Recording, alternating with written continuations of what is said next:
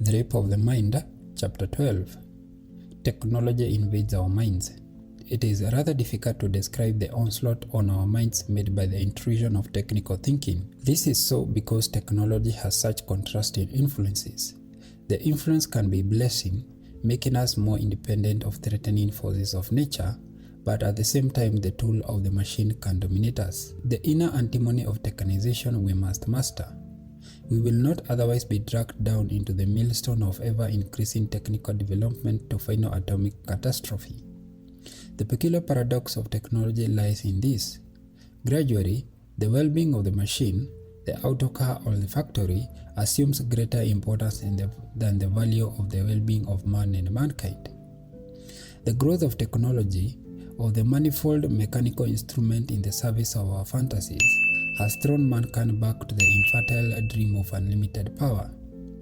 There he sits, the little man, in his room with various gadgets around him. Just pushing a button changes the world for him. What might, and what still further power he envisions, yet what mental danger. The growth of technology may confuse man's struggle for mental maturity. The practical application of science and tools originally were meant to give man more security against outside physical forces. It safeguards his inner world.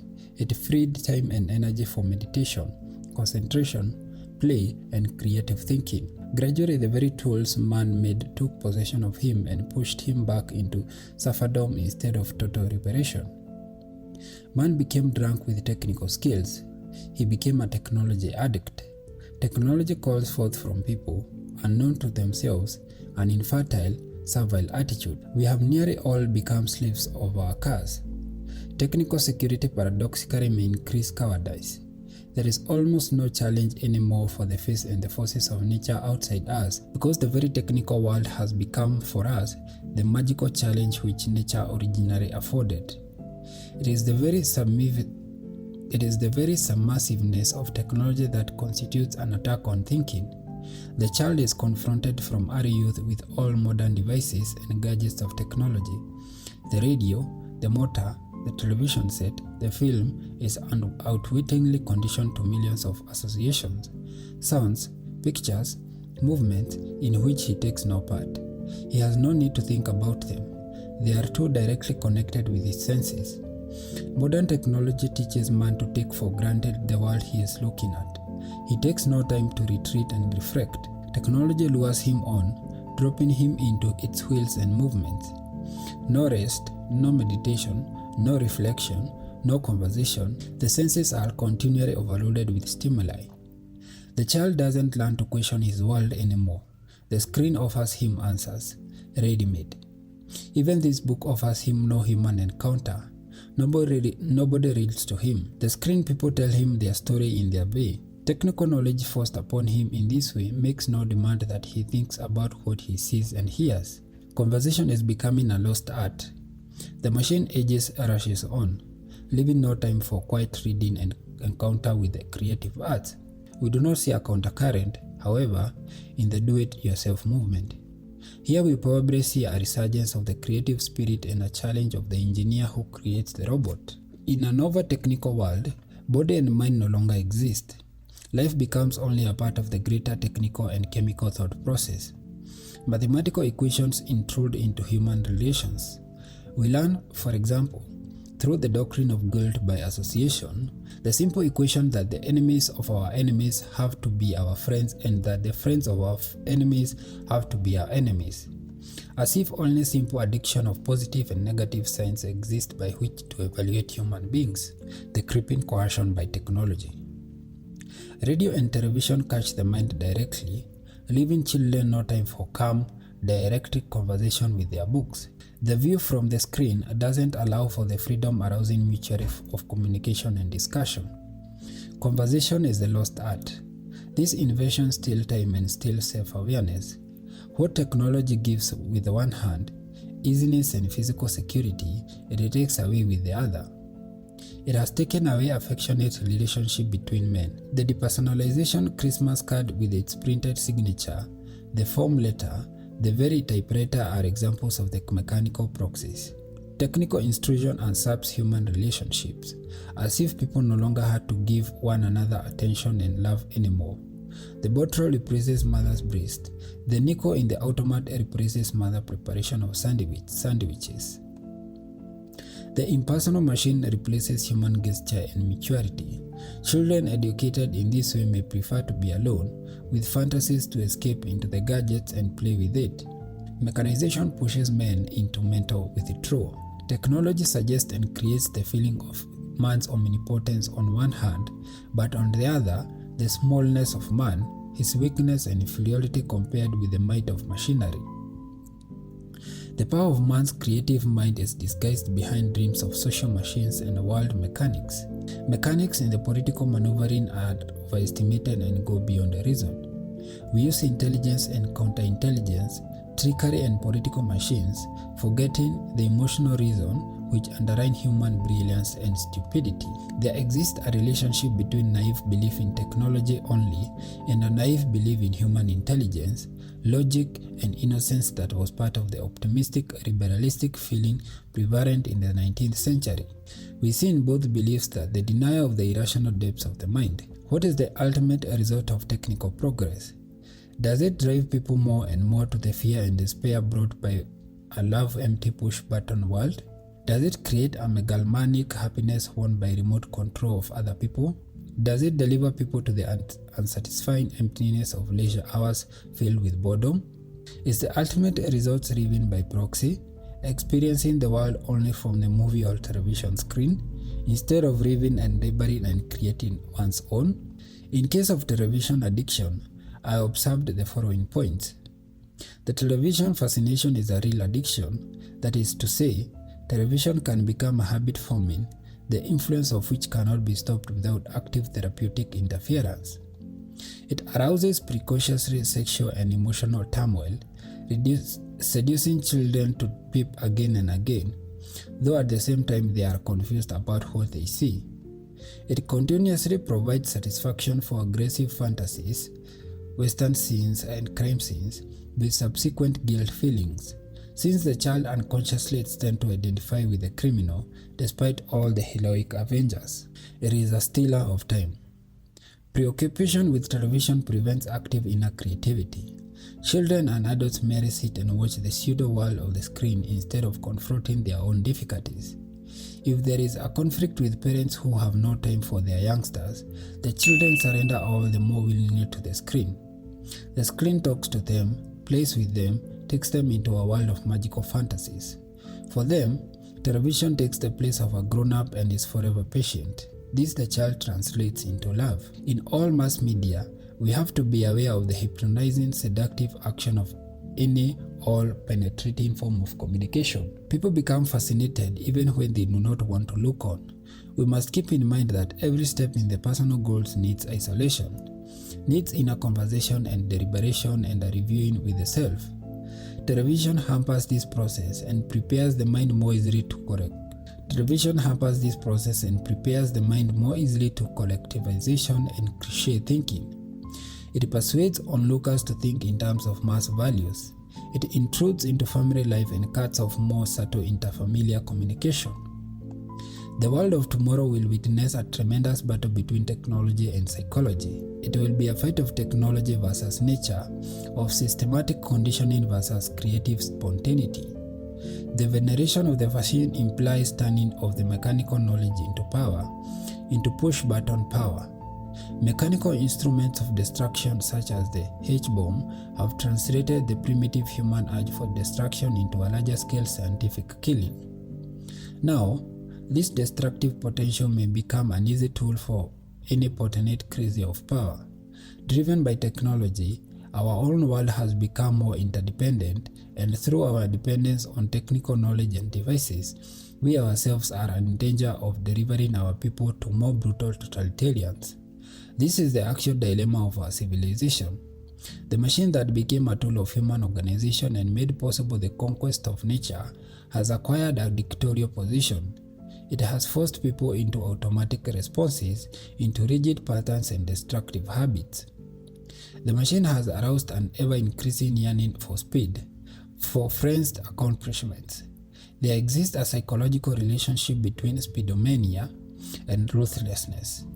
Behind the wheel in a fast car, a driver becomes struck with power. Here again we see the denial of the concept of natural, steady growth. Ideas and methods need time to mature. The machine forces results prematurely. Evolution is turned into a revolution of wheels. The machine is the denial that progress has to grow with us before it can be realized outside ourselves. Machinization takes away the belief of mental struggle, the belief that problem solving needs time and repeated attempts. Without such beliefs, the platitude will take over, the digest and the history memorandum. A mechanized world believes only in a condensation of problems and not in a continuous dialectic struggle between man and the question he controls. One of the fallacies of modern technique is its direction toward greater efficiency. With less energy, more has to be produced. This principle may be right for the machine, but is not true for human beings. In order to become strong and to remain strong, man has to learn to overcome resistance, to face challenges, and to test himself again and again. Luxury causes mental and physical atrophy.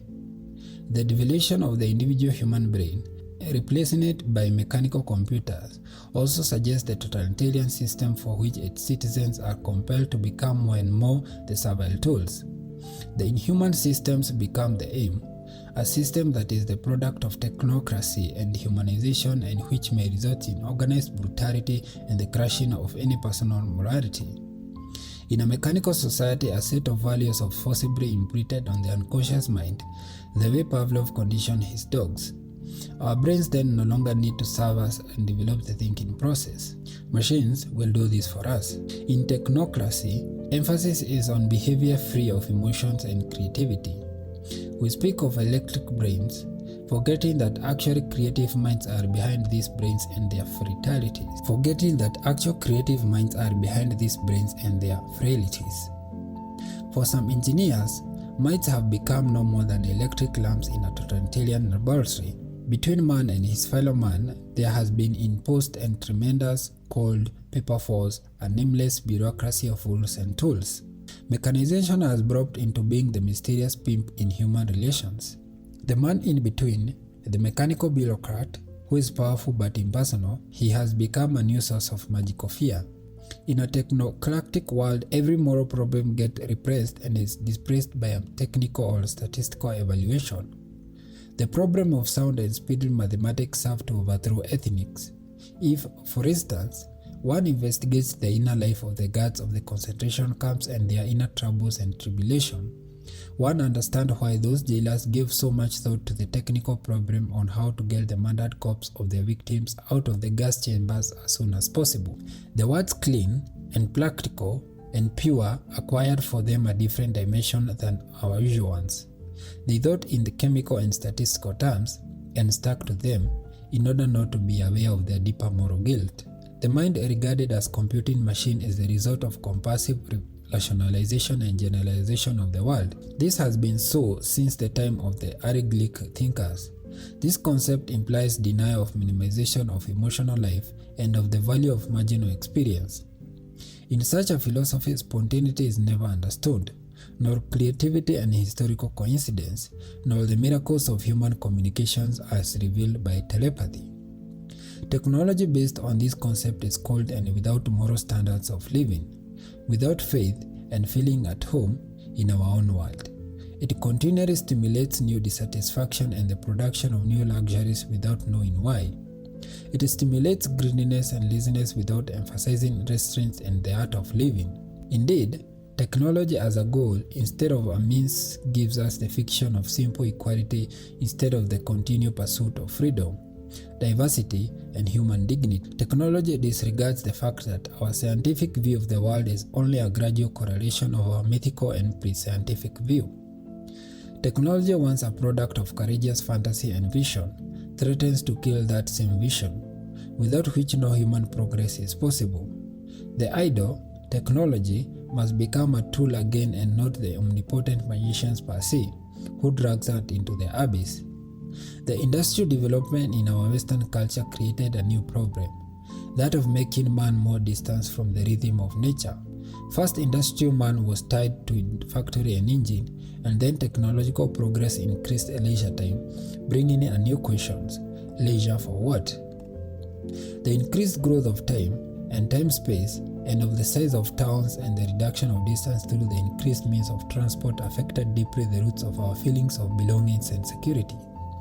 The family, the atom of society, often became disrupted and sometimes even deteriorated. The raving frenzy of the family car on Sunday replaced the quiet being together of the family groups in mutual exchange of affection and wisdom. Only when man learns to be mentally independent of technology, that means when he learns to do without, will he also learn not to be overwhelmed and swept away by it.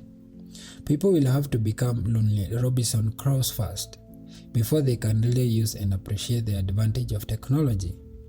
Our education has to learn to present simple, natural challenges and needs to the child in order to immunize him against the paralyzing and eraser-making tendencies of the technicized epoch.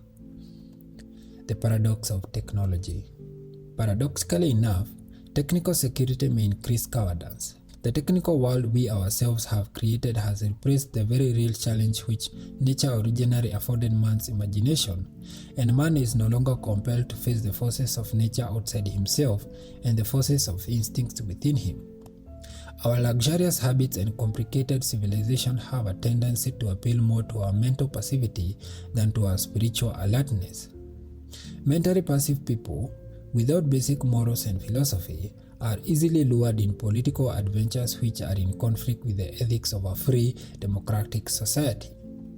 The assembly line alienates man from his work, from the product of his own labor. No longer does man produce the things man needs, the machine produces for him. Engineers and scientists tell us that in the near future, automation running factories without human help will become a reality, and human labor and human being himself will become almost completely superfluous.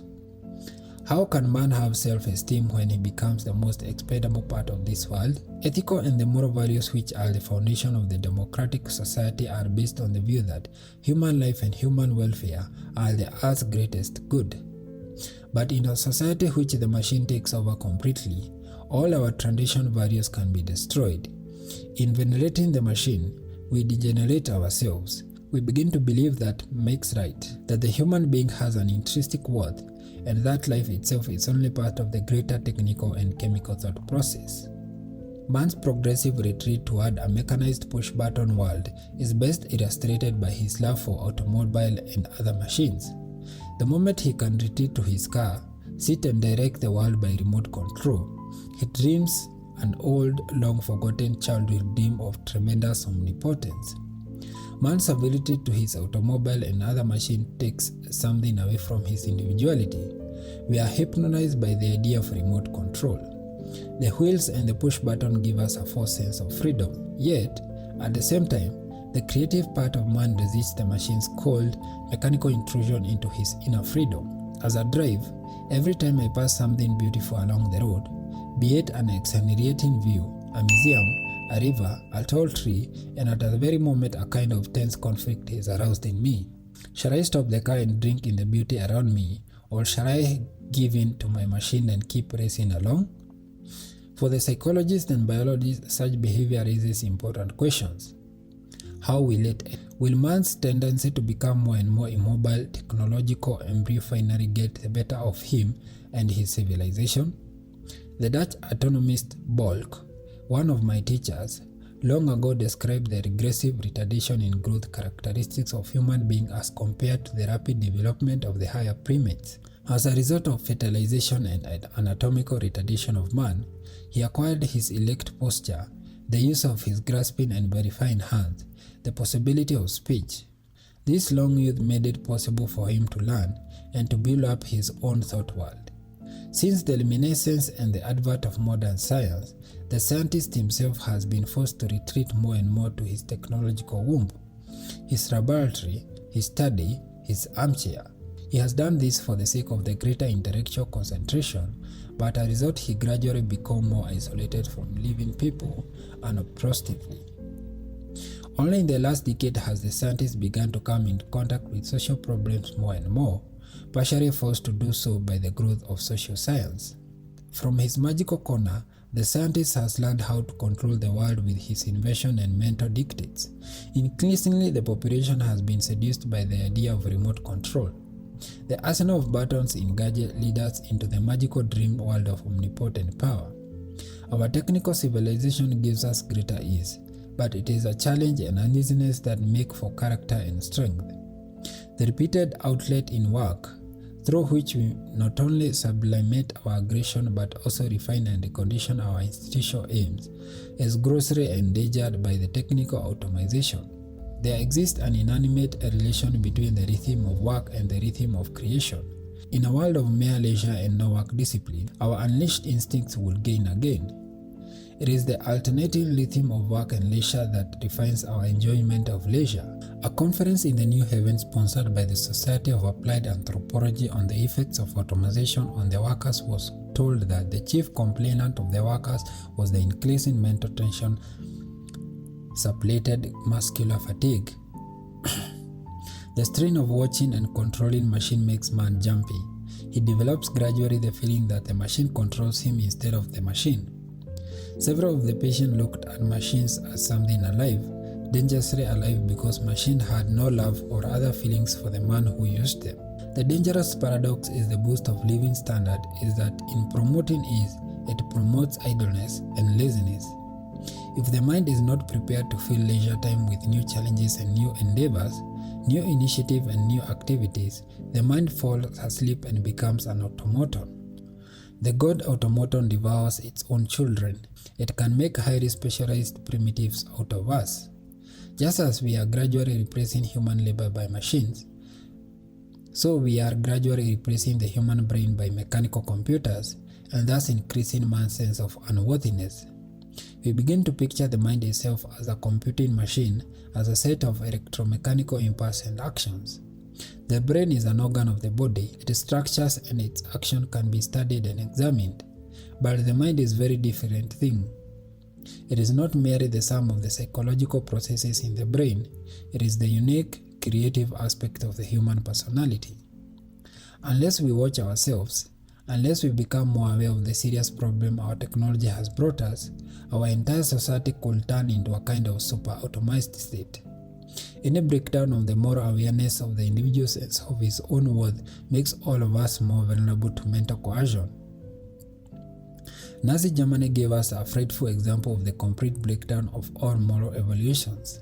In the SS society, racial persecution and murder became a kind of moral rule. All this may sound extreme, but the fact remains that any influence, overt or concealed, well or ill-intentioned, which reduces our alertness, our capacity to face reality, our desire to live as active, acting individuals, to assume responsibility and to face up danger, takes from us some part of the essential humanness, the quality in which strives toward freedom and democratic maturity. The enforced mental intervention practiced by the totalitarian is deliberate and politically inspired, but mental intervention is a serious danger even when its purpose is non-political. Any influence which tends to rob man of his free mind can reduce him to robotism. Any influence which destroys the individual can destroy the whole society. End of chapter 12.